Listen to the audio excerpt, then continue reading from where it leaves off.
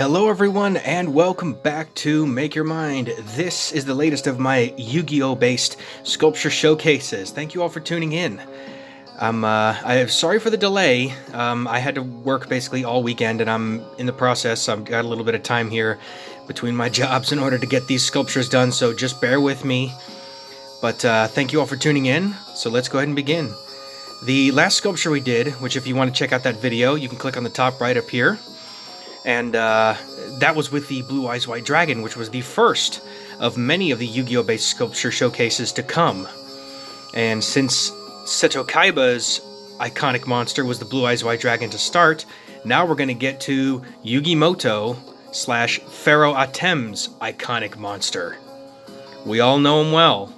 If you're a fan of the series, he's got tons of support cards and tons of companion cards. But let's go ahead and introduce, shall we? The Dark Magician.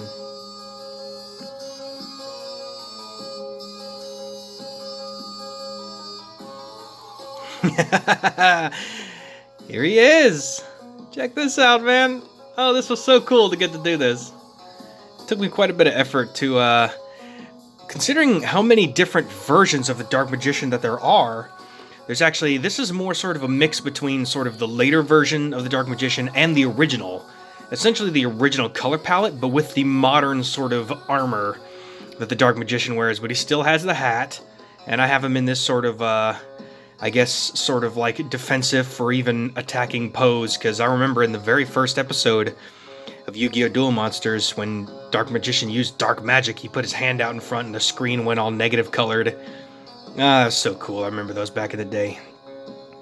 But the Dark Magician was basically the start of the main protagonist's iconic monsters, and that's the one thing you do notice when you actually get into watching all of the different Yu-Gi-Oh! Series, like GX, 5Ds, Zexal, Brains, and even Arc 5, and even many of the newer ones. I think the latest one is 7, I think it's the new one.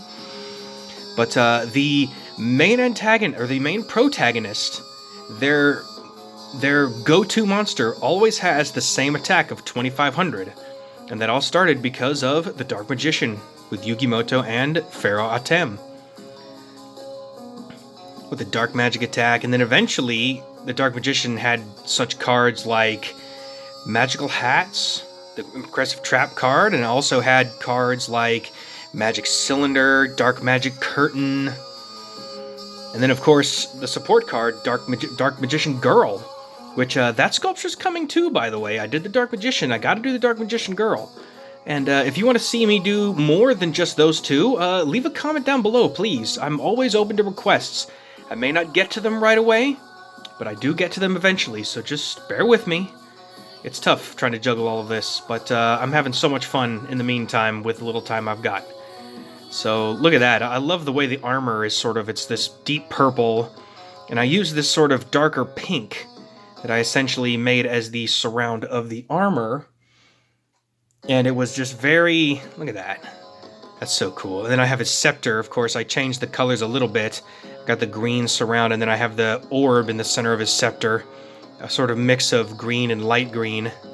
Just like that. And then, of course, he has his cloak that goes around his waist and sort of wraps around him like that. And then, of course, the suit that he wears, he has these swirl patterns on his knees, just like in the card. And he always has this triangular hat that has the swirl marks around it as well. What an iconic monster this is, the Dark Magician. And of course, the Dark Magician was indeed a monster that was then taken over by Oracle Mahad, who was Pharoah Atem's most valuable servant. And to protect the Pharaoh from Thief King Bakura and also Zorg Necrophere, essentially, Mahad combined his very own soul with the power of the Dark Magician, and then became the Dark Magician himself. And then, of course, you've got cards, that came out later on, like Palladium Oracle Mahad, which I saw that card actually on TCG Player. It actually came out with the latest movie, Dark Side of Dimensions, which I only recently just saw, and I have to say, what an amazing film. It's so nostalgic, to see the original voice actors coming back to their roles, because, I mean, the show ended the show ended like 20 years ago, and the movie Dark Side of Dimensions came out in 2017, so this is like 15 years after the original series. That's huge for them to come back, and, you know, to come back to Yugi Muto, and also it's the time when Yugi didn't have the Pharaoh. The Pharaoh had already left, and he ended up getting in a duel with Kaiba again, and I don't want to spoil it, but Mahad actually makes a reappearance in the movie. That's about all I'll spoil. But, he essentially is the preform to the Dark Magician that we all know. And then, of course, he has cards like Thousand Knives, which is the basically destroys any monster on the field card. And, of course, like I said before, Dark Magic Curtain, Magical Deflector, Dimension Reflector is another card used. And, of course, there's Magicians Unite. And then the latest cards to come out are cards like Magician's Souls. That card is really valuable right now.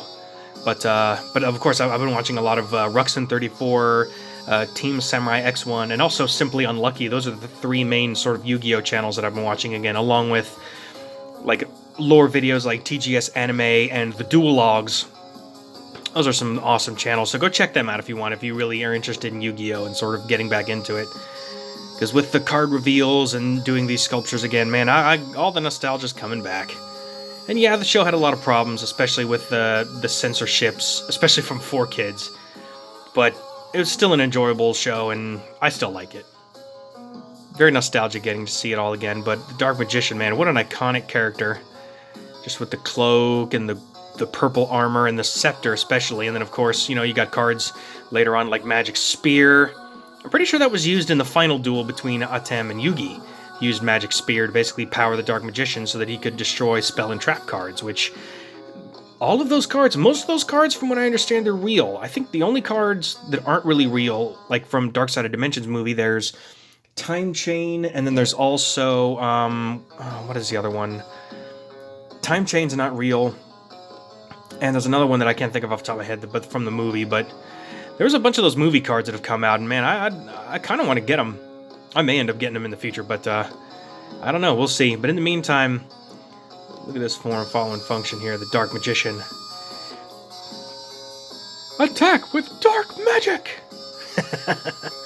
Such an iconic character.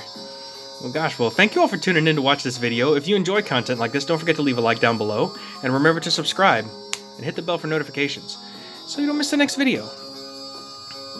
Sometimes there's a delay. I'm usually working a lot. I got 2 jobs that I'm juggling with along with this, so I am trying to get as much done as I can, but I do have some more sculptures coming, and I'm trying to think of something fun to do for the 1 year anniversary. That's coming up here on December 29th. I'll see what I can do. It may end up being later, though, depending on my work schedule, but I don't know. If I'm doing something cool, stay tuned, and you all will get to see it.